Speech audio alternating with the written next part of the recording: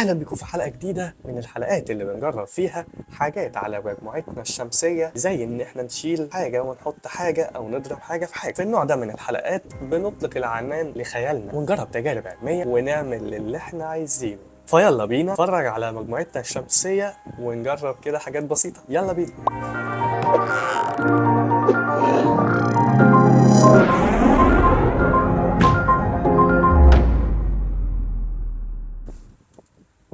زي ما انتم شايفين دي مجموعتنا الشمسية الجميلة المكونة من الشمس و8 كواكب لما شالوا التاسع بدماغهم.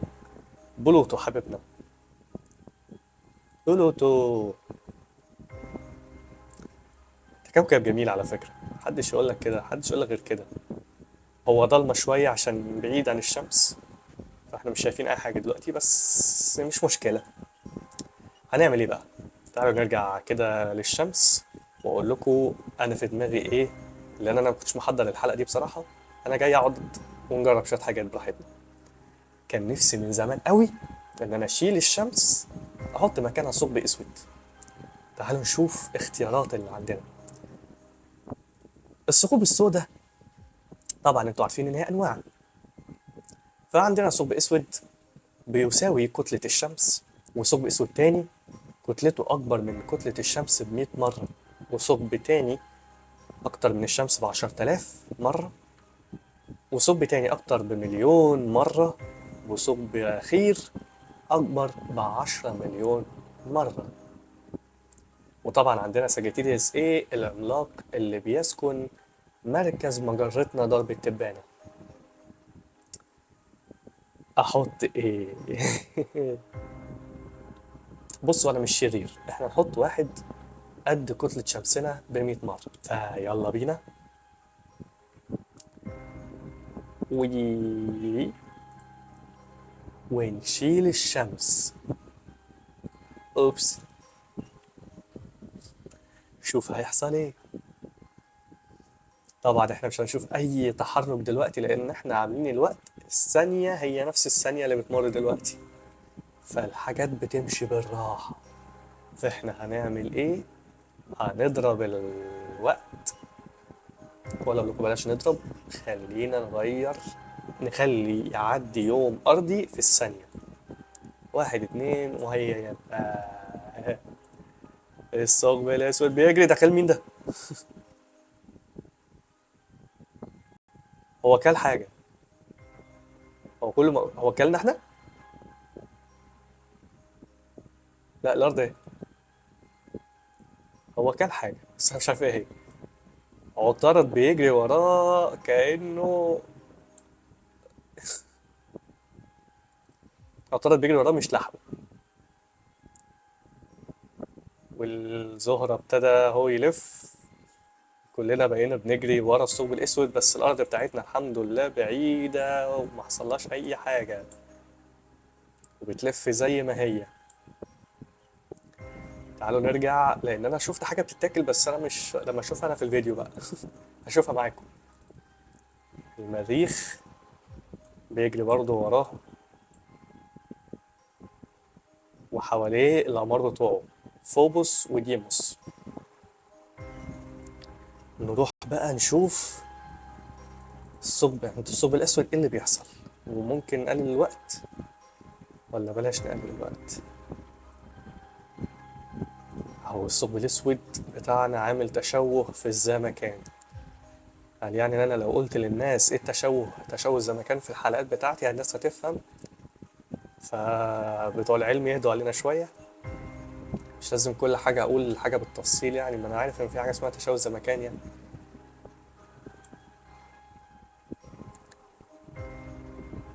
أنا لو قلت لكم أنا تشوه في الزمكان هتفهموا يعني إيه تشوه في الزمكان ده. ما أنا لازم أقول حاجة تسهل عليكم. هو بيعمل تانية في الفضاء. أهو تانية بيتني أهو، بيتنيه. ده اسمه بقى تشوه في الزمكان يعني، لو أنت بقى إيه فاهم يعني. بيشوه الشبكة بتاعت أينشتاين. الزهرة بيجري بس ما حصلوش أي حاجة. يعني هنغير مداراتنا بس يا جماعة، مش هيحصل أي حاجة لما يبقى في ثقب أسود تاني.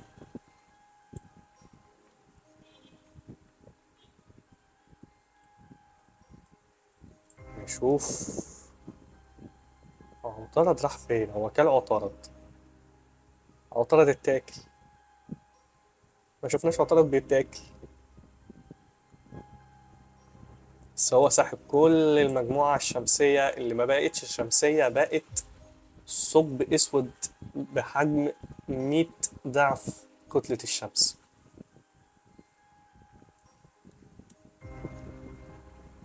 هو كان عطارد ولا يعني حد، لو حد لقى عطارد يقول لي.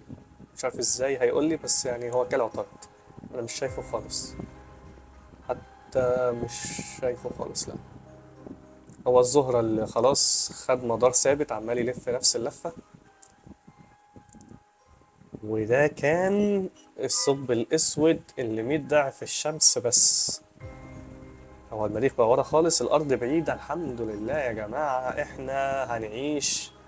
لو حصل وثقب أسود جه خد الشمس مننا من مجموعتنا الشمسية، فاحنا هنفضل عايشين. طبعا مش هنفضل عايشين، أنا بحور. عدم وجود الشمس الأرض دي هتتحول لكتلة جليدية. أنا إيه ده؟ وده اللي انتوا مش عارفينه. لا استنوا بقى نقلل الوقت.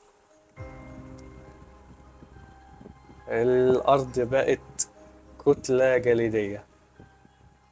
ما يغرقوش شوية الأنوار دي، هو بس عشان الجرافيكس، عشان يبقى عاملها بس بشكل بتاع، لكن هو خلاص القارات كلها بقت جليد.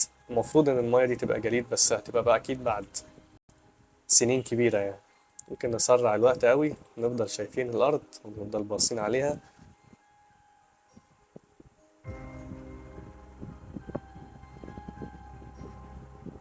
طب تعالوا بقى نغير الشمس ونحط مكانها ثقب اسود مليون ضعف كتلة الشمس.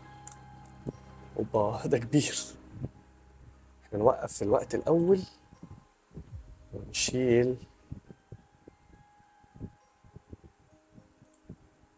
نشيل الشمس الاول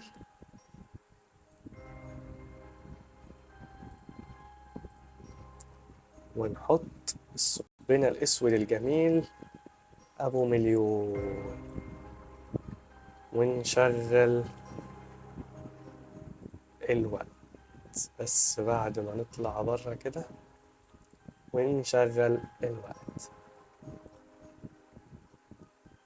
نسرع بقى حبة حبة، بس نغير خليها ساعة لكل ثانية. كلهم كلهم. هو كل أول 4 كواكب حواليه، بياكل كل حاجة دلوقتي. وادي اهو المشتري رايح له. ما تروحش يا مشتري، ده خد كل حاجة وخلاص كده. احنا خد المشتري كمان. والزحل مجرد يعني نسرع الوقت عشان زحل كمان يروح. وادي كمان اورانوس رايح، وادي نبتون رايح، وادي كل المجموعة الشمسية كلها راحت. كلها اتاكلت ما عدا شوية حاجات.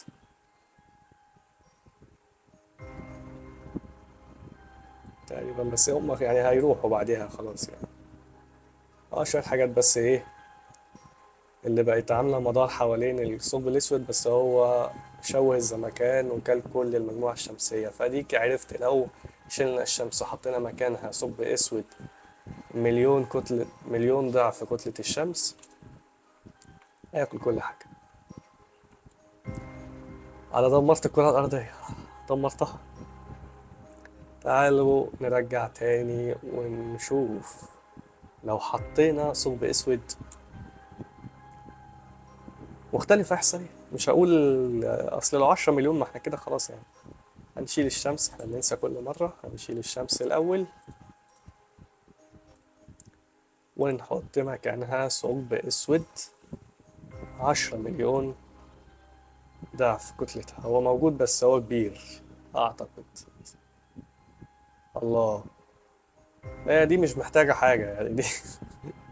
دي أنا لو حطيته بس هو هياكل كل حاجة حواليه. فاحنا إيه، نقرب بس تاني، نحطها بالظبط في المنطقة اللي كان فيها الشمس. هو كده اتحط. ونرجع لبره خالص. انا بس لو شغلت الوقت كل حاجة هتتاكل في ثانيتها، فاحنا ايه، انا عارف ان كل حاجة هتتاكل في ثانيتها، فاحنا نروح للارض نودعها قبل ما يحصل اي حاجة. انت ايه، بص ده الثقب الاسود بس احنا مش شايفينه عشان هو عامل تشوه هنا وتشوه هنا.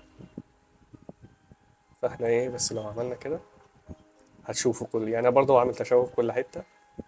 من الارض بقى لو احنا مثلا، انتوا فاهمين يعني. مفيش اي حاجة باينة عشان اسود. يلا بقى ايه، نطلع فوق كده ونشوف. لو شغلنا الوقت مثلا يوم، خليناها يوم، وقلنا يا مسهل اتكلنا على الله، ويلا بينا. كل حاجة في ثانيتها اتاكلت، كل حاجة.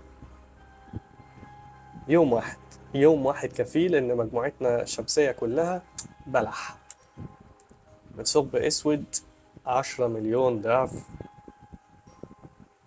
شمسنا. فويجي يا عيني لما خرج، ما خرجش لسه، بقى فويجي واحد. فوياجي، فوياجي واحد. خلاص راح، كله اتاكل من الثقب الاسود العملاق اللي حطيته مكان الشمس. طيب تعالوا نشوف لو حطينا الثقب الاسود اللي في مركز مجرتنا مكان شمسنا. يعني انا مش عارف هيحصل ايه، بس يعني متوقع، وانا عارف ان انتوا كمان متوقعين. احنا الاول نشيل الشمس ونحط مكانها ساجيتيريوس A. يعني هي نفس المعضلة، انه هياكل كل حاجة، ان هو كبير قوي. بس هو مش اكبر من اللي فات، اعتقد اللي فات كان واكل كل حاجة، لكن ده مش اكبر. ساجيتيريوس A يعني هو خلاص اعترض تقريبا، شبه هيتاكل.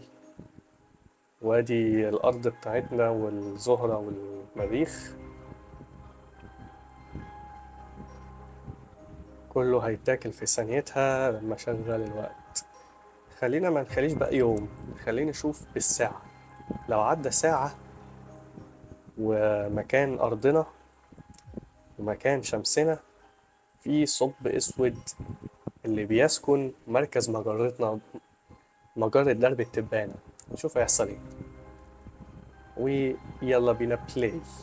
هي ساعة واحدة كله هيروح في قلب الثقب الأسود اللي بيسكن مركز مجرتنا. يعني زحل ما تتعبش نفسك، انت كده كده خلاص رايح، وأورانوس رايح، ونبتون كمان رايح، ممكن نسرع 10 ساعات في الثانية. زحل راح 20 ساعة في الثانية، كله هيروح في ساعات. أيام بتعدي. ويجي واحد اتنين كمان اهو، واحد رايح كمان على الثقب الأسود ساجيتيريوس A. ثقوب سودا ملعونة. طيب أعتقد ممكن أجرب تجربة أخيرة، ونحط مكان شمسنا ثقب أسود برضو، بس قد بقى كتلة شمسنا بالظبط، ونشوف هيحصل ايه. تعالى نحط ثقب أسود صغنون قد كتلة شمسنا، هو صغير قوي أصلا. ونشوف بقى لما نرجع كده. هو طبعا أنا مش حاطه بالسنتي، فأكيد المدارات دي هتتغير. نخليها، أنا مش فاكر أنا وقفت الوقت ده أصلا ولا لأ، أنا موقفتوش. نخليها ساعة برضو، خلينا ساعة في في الثانية. نشوف هيحصل ايه. نبعد شوية. ما اعتقدش ان هم هيتاكلوا، هيكملوا عادي خالص. تصدقوا جد؟ واو. ما حصلش حاجة. شوف الفرق. ثقب اسود قد كتلة شمسنا ما اثرش على ما اكلهمش، يعني هو مش ما اثرش، هو ما اكلهمش. هي مداراتهم محفوظة. طيب نغير الساعة في الثانية نخليها يوم زي لما عملنا في الثقب الأسود أبو 10 مليون ده. مم. لا استنوا. نغير منه. تقريبا نفس المدارات. المدارات تقريبا واحدة. ما حصلش أي حاجة. كلهم بيلفوا في مداراتهم عادي. طب نزود 10 أيام في الثانية. هو ابتدى يجري. وهيبتدي كل هيبتدي كل الكواكب تجري وراه. تعالوا بقى نشوف اللي حصل للأرض. طبعا طبيعي عشان الشمس اختفت، فبقت كتلة جليدية، هي مش كلها بس خلاص. القطب الشمالي بقى أكبر، والقطب الجنوبي أعتقد بقى أكبر برضه. تعالوا بقى نسرع الأيام نخليها جيجا يير بير سكند.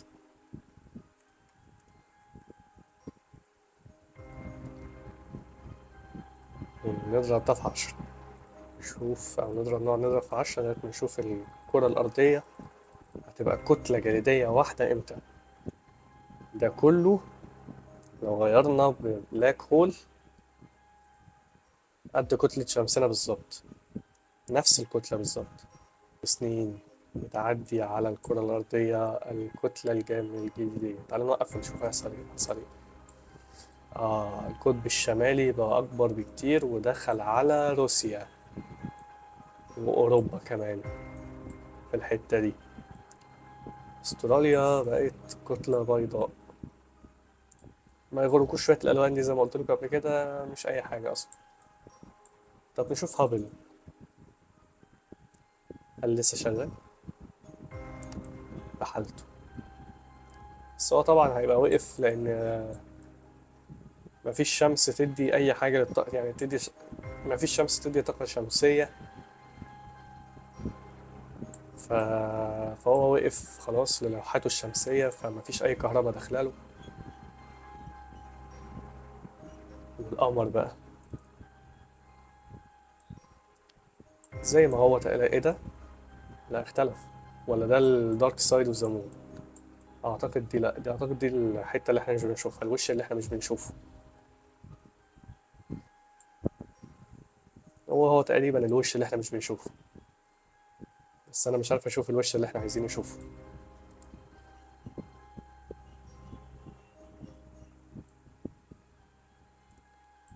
اعتقد في اختلافات حصلت على السنين اللي احنا عملناها. تعالوا كده نبص تاني. هو الثقب الاسود راح فين؟ يوروبا طلع، لا. يوروبا طلع من مدار ده اللي بيقولوا عليه ميه، اللي اتعمل فيلم يوروبا ريبورت. كوكب اللي كله متجمد تحتيه ميه بيقولوا يعني. تعالوا نشوف بقى الثقب الاسود هل اكل حاجه.